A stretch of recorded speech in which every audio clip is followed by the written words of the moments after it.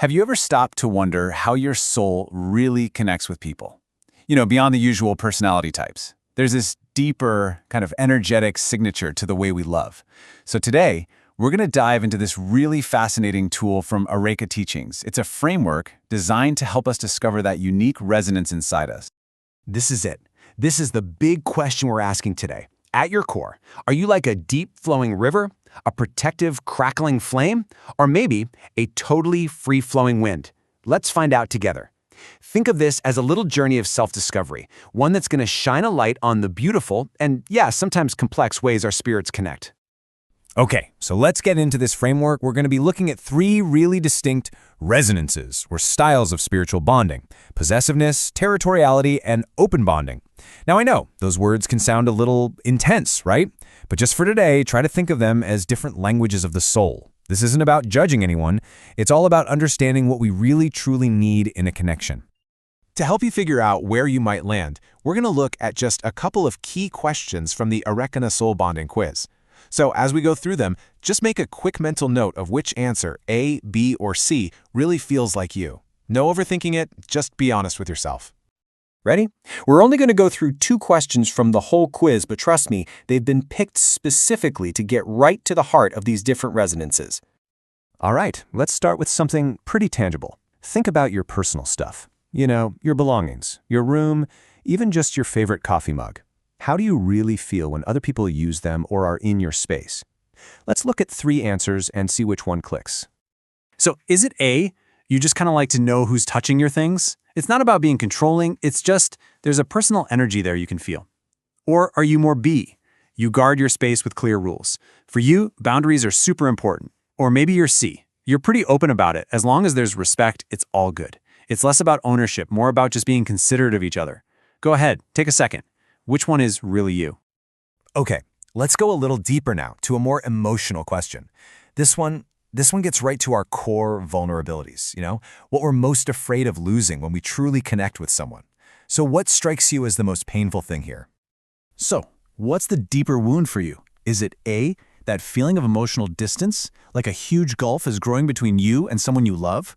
Or is it B, disrespect to your boundaries, that feeling that your sacred space, your rules, have just been violated? Or maybe, just maybe, it's C, the idea of losing your spiritual freedom, feeling like you're being caged or held back on your own path. Really think about it. Which of these cuts the deepest? Because that's where your soul's truth is hiding. All right, you've got your answers in mind. Now let's see what they actually point to. It's time for the big reveal. Let's explore these 3 soul resonances and discover what they say about the incredible way you love. Okay, so if you found yourself picking the A answers, your soul probably carries the river resonance. Think of it like deep, flowing currents of water. And listen, this is not about control, not at all.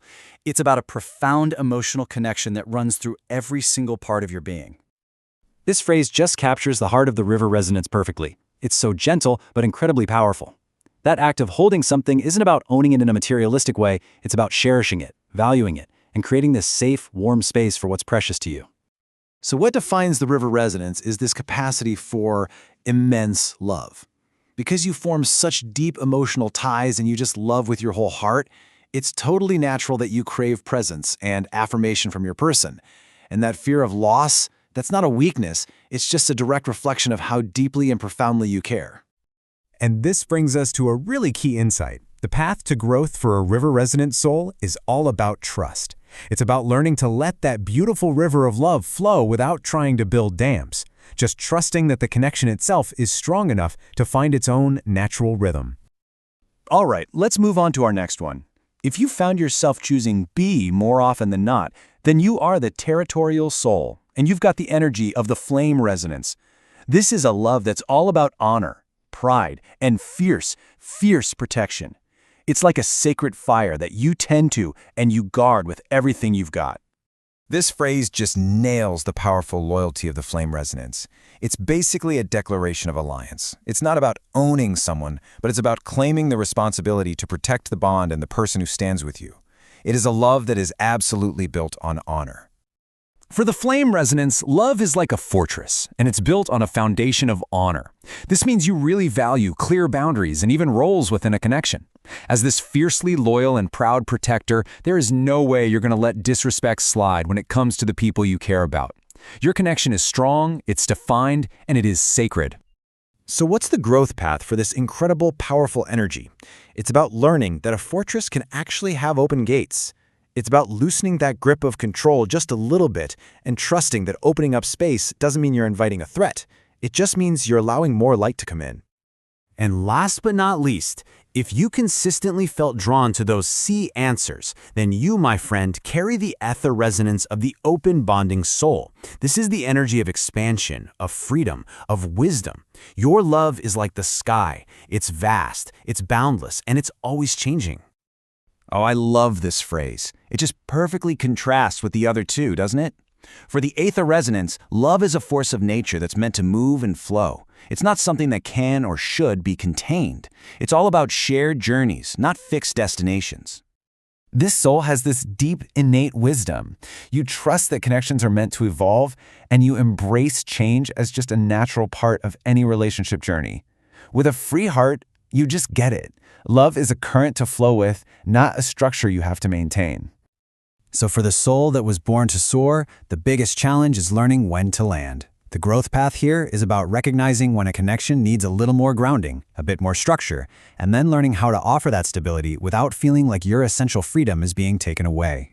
So if we had to boil each of these beautiful resonances down to the one single value that it holds most sacred, this is what we get. For the river, it's all about intimacy. For the flame, it's absolutely loyalty. And for the aether, no surprise, it is freedom. Look, whether you saw yourself crystal clear in one of these, or maybe you felt like you're a mix of all three, the goal here isn't to cram yourself into a box. It's really just about understanding your core needs and what your unique path to growth looks like. At the end of the day, knowing your soul's resonance is just a tool. It's a tool for deeper self-awareness and for having more compassion both for yourself and for other people. It's not some final verdict on who you are. Instead, it's a gentle question for your journey. So, I'll leave you with this. What is your resonance asking you to learn next?